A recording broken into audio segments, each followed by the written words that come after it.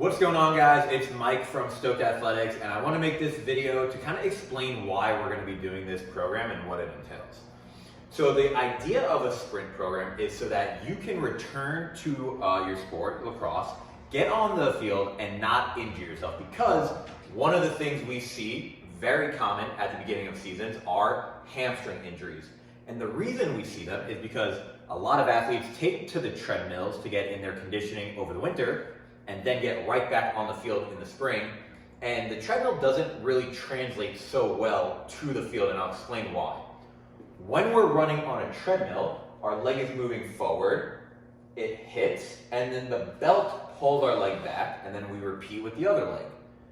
Now, what does that mean for our muscles? Well, our quads and all the muscles on the front of our leg are picking our leg up, it's putting it down, and then nothing happens in the back here because the belt is pulling our leg. Whereas when we're on a field or even just running outside, whenever we're running, the front muscles pull our leg up, we put our leg down, and then the back muscles push us forward. And those back muscles, your glutes and your hamstrings, are the ones that we're kind of neglecting when we use the treadmill so much. So this program is meant for anybody who has not been playing sports right now. So if you are in basketball season, I would focus more a little bit on recovery rather than this sprint program. But it is for anybody who hasn't had so much outdoor sprinting, so that way you don't get right into the season and hurt yourself and tear a hamstring, sprain a hamstring, whatever that may be. So a couple things to keep in mind with it. You want to make sure that you're doing this preferably on days where you're not having heavy practice days or anything like that. You're definitely not going to want to do this right after practice. If you have to do it before practice, make sure that you're giving yourself some time, a couple hours to recover, so you're not going right into practice with it. And as always, be sure to consult a doctor before taking on any physical fitness that is new to you. So if you haven't done really any of this stuff before, or you just want to take a safe route, we always encourage go talk to your physician first. Coach Esposito will be talking a little bit more about with you guys. Maybe if there's any questions on who should or shouldn't be doing it, go ahead, talk to Coach Espo or any of the coaches. And if you have any questions, please feel free to reach out to me, Mike at stokedathletics.com, and I'll be sure to answer them. All right, guys, so how to actually read this program, right? We want to make sure that we're reading it correctly so that we don't mess this up. So here we have 8 weeks with 2 different days. Now, the best way to do this would be, say, day 1 on a Monday, day 2 on a Thursday, and then you try to stick with that schedule as much as you can week to week, so we're not changing all that up and seeing different results. So, for instance, if you're going to start this out, we're going to go day 1 first, and you're going to do week 1's numbers, and then the next workout you'll do day 2, week 1, and then go to week 2, week 2, week 3, week 3, and so on. Now, go ahead and zoom in on this one here. So what we want to look at is the different things that we got going on, which is our exercises that we're doing that day, the sets, and then the intensity that we're doing it at. And those are very important because, as you'll see, we're going to be ramping up intensity and the amount of work that we're doing throughout the 8 weeks, and we don't want to jump ahead on ourselves.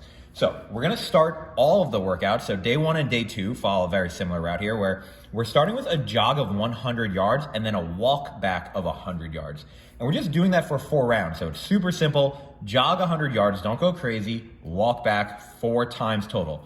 After that, we're going to rest for 2 to 3 minutes, and then we're going to go on to exercise number 2, which also is the same each day. And this is to work on our acceleration. We're doing 20-yard sprint fly-ins, and what that is, we're going to start at the end zone. We're going to jog for 20 yards, and we're going to slowly increase our speed over the course of that jog until we hit the 20-yard mark. And from there, we're going to sprint from the 20-yard mark to the 40-yard mark for a total of 20 yards, and then go ahead and cool down after that. We're going to do that for 5 rounds. The rest, it's not EMOM, meaning every minute on the minute. The rest is until your heart rate is back at a comfortable pace. And what I like to call a comfortable pace is one where you can speak full sentences without gasping for air.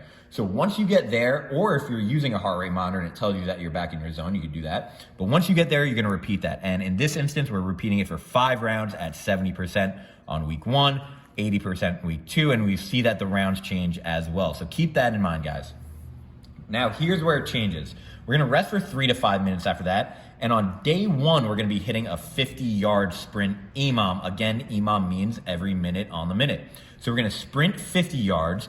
We're gonna walk or jog back, depending on how fatigued we are and if we got that in the time, back to where we started, and then sprint again when the minute hits. So we're gonna start our clock, sprint the 50 yards, jog back, and the second it hits a minute, we're going again, jogging back, 2 minutes, go again, up until we're done with the workout. So we start here with 10 minutes and we work our way up throughout the course of the 8 weeks. Now on day 2, what we're gonna do here is instead of the 50-yard EMOM, we're gonna do a 100-yard EMOM. The difference here, we're gonna sprint that 100 yards, so end zone to end zone, and instead of jogging back, we're gonna stay down where we are and focus on getting our heart rate down, so big deep breaths there. So sprint that 100 yards, stay down there, and sprint again when the next minute hits, so it's the same thing there. We're starting with 8 minutes here at 70 to 80% intensity, and then we're working our way up.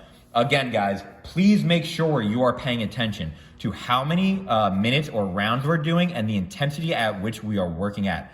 Especially if you haven't been running out on the field, we wanna make sure that we're starting off slow and that we're not injuring ourselves, and then we'll work our way up as the 8 weeks progress. Again, if you have any questions at all, please feel free to shoot me an email, mike@stokedathletics.com, and I'll talk to you soon.